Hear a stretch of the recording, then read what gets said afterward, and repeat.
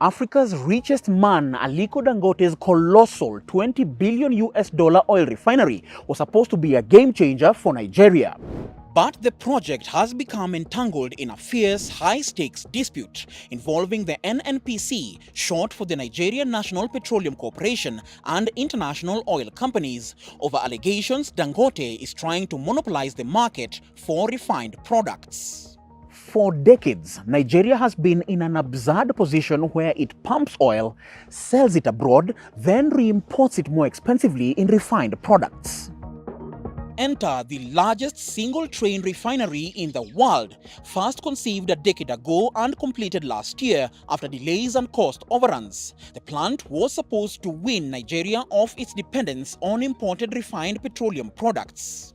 Producing 650,000 barrels of petroleum a day at full capacity, the refinery is, according to its website, built to meet 100% of the Nigerian domestic demand of all refined products, save scarce foreign exchange, and also have a surplus of each of these products for export.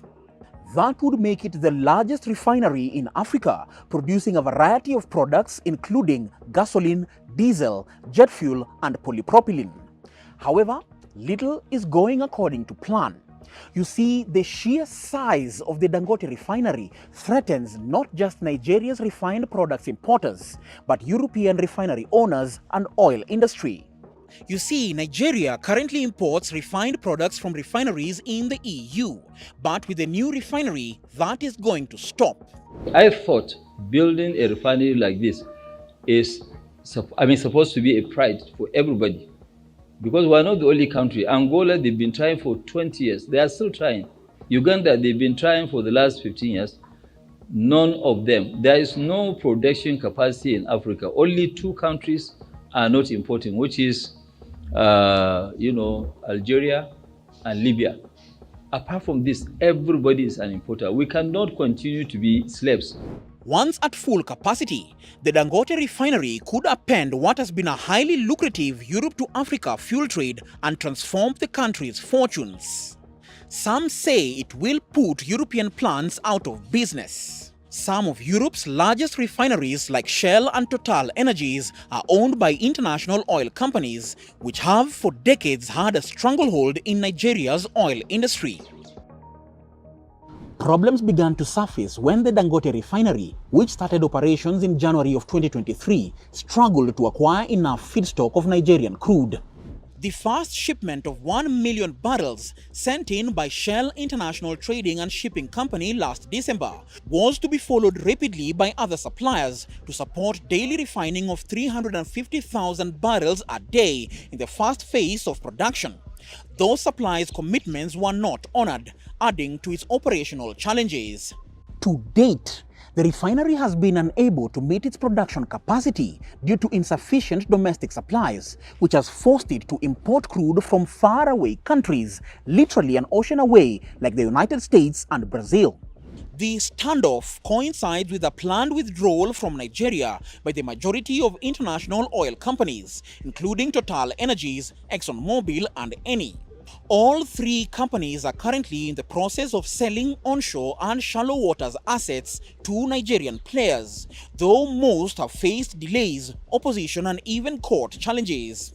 The irony is that, despite vandalism, sabotage, and low investments deterring production, Nigeria is still the largest oil producer in Africa. Yet it has not been able to supply the new refinery with crude as expected. Tensions escalated when Dangote's refinery accused international oil companies of obstructing its access to locally produced crude, and the Nigerian Midstream and Downstream Petroleum Regulatory Authority of facilitating importation of lower quality fuels. The refinery argued that such practices undermine its operations and the quality of its products. Despite billions of dollars of investment over the years, Nigeria owns 4 underperforming and frequently broken down refineries with a combined capacity of 445,000 barrels daily. Those refineries, 2 in the oil hub of Port Harcourt, 1 in Wari in the Niger Delta, and the other in the northern city of Kaduna, are all operating at less than 50% capacity. That means that petroleum for everyday use must be imported, a scenario which has spawned extremely wealthy fuel importers and diesel traders who benefit from an entrenched system that has contributed to millions languishing in poverty and bled the giant of Africa for decades. So clearly, there's going to be a whole class of local and foreign interests who don't want the new refinery to succeed. Total Energies, which announced a supply deal with Dangote at the Africa CEO Forum in May, shipped only one cargo of Aminam crude to the refinery in April and has not delivered to the refinery since. Another reason for this is that Nigeria has tied up much of its future oil production in oil-backed loans and other swap deals, leaving little or nothing for local refiners, including Dangote. Last year, Nigeria spent about 12 trillion naira or $8 billion on petroleum products imports, or 33% of total imports for the country. So, it came as a shock when this man, Farouk Ahmedi, CEO of the Nigerian Midstream and Downstream Petroleum Regulatory Authority, announced to the nation that fuel imports would continue uninterrupted despite Dangote's refinery coming online, because the government would not allow a monopoly in the sector. He alleged that diesel from Dangote's refineries is inferior compared with overseas imports. Further fanning the flames, Nigerian lawmakers launched an investigation into these allegations. A newly formed committee is now tasked with probing claims of fuel contamination, the operations of regulatory bodies, and the overall state of the oil sector.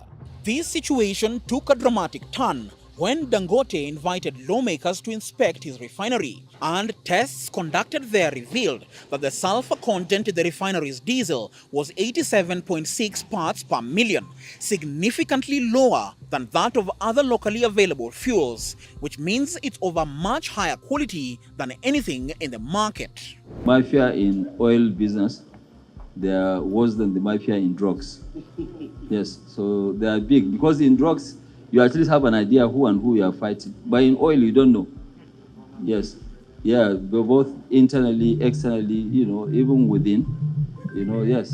And I can tell you, I'm 100% sure, they might even have people inside us. The billionaire may have ignited the wrath of regulators when he made allegations that some NNPC officials and other interests were running a blending scheme in Malta, where they were illegally importing substandard petrol products into the country. TradeMap's latest figures indicate that Nigeria's petroleum imports from Malta surged significantly to 2.8 billion in 2023. Is the Tinubu government's own vested interest. Bola Tinubu, as you may know, has a nephew, Wale Tinubu, who owns an oil company called Owando. Now, Owando has never at any point been a particularly major player, in the West African or the African oil space. But as soon as Bola Tinubu became president, Owando's share price has gone up to the moon. Owando has somehow taken over AGIP, the local operations of the international oil company known as AGIP, and has overnight basically become Nigeria's largest oil company. NNPC bosses have denied any linkages to the offshore plant, but the dots seem to be connecting. The regulator argues that the facility, if it exists, does not affect NNPC's business operations and strategic actions. What is telling, though, is that Nigeria's problems with the quality of imported fuel are not new. 2 years ago, the downstream market was grounded for almost 2 weeks after the NNPC, which manages the importation and distribution of fuel, said it had found methanol at levels far higher than allowed. Nothing has been heard of the subsequent investigation ever since. For Dangote, whose business empire was allowed to flourish under previous administrations in return for him investing billions of dollars, the dispute is a shock. To his critics, he's a man who's manipulated the government. He's a monopolist who's rigged the system so that he doesn't have to compete fairly. This impasse would have been unthinkable only a few years ago under former President Muhammadu Buhari, with whom Dangote enjoyed warm relations. A few months ago, agents of Nigeria's independent anti-corruption watchdog, the Economic and Financial Crimes Commission, raided the Dangote Group's Lagos office, ostensibly as part of an investigation into alleged mismanagement of foreign exchange allocations by a former central bank chief. Back in 2023, just days before newly elected President Bola Ahmed Tinubu was sworn in, Dangote inaugurated the vast oil refinery to great fanfare. Unexpectedly missing from the attending dignitaries, which included President Buhari and other heads of state, was newly elected President Tinubu. The reasoning behind the fiasco, according to multiple sources, could be that Tinubu and his allies felt that Dangote was not sufficiently supportive during last year's bruising presidential elections. Worth more than $12 billion, Dangote has enjoyed cozy relations with Nigerian leaders. They considered him a champion of domestic industry as the country's largest employer outside the federal government and one of the country's highest taxpayers. However, in Nigeria, it is not unusual for old favorites to suddenly face pressure after a change in the political landscape. Dangote was thought to be different. As the standoff ensues, the country has once again been plunged into shortages, with long fuel queues returning to major cities. Nigeria's 4 public refineries are simply too inefficient to provide any relief. At full capacity, which was previously expected by the end of the year, the Dangote refinery was expected to produce 103 million litres, almost twice Nigeria's current daily consumption from the country's crude, solving the historic problem of fuel shortages and product adulteration. But this lofty dream could be sacrificed to the ongoing self-destructive infighting, underscoring the sway of neocolonial capitalist overtures and vested interests over common sense and the common good.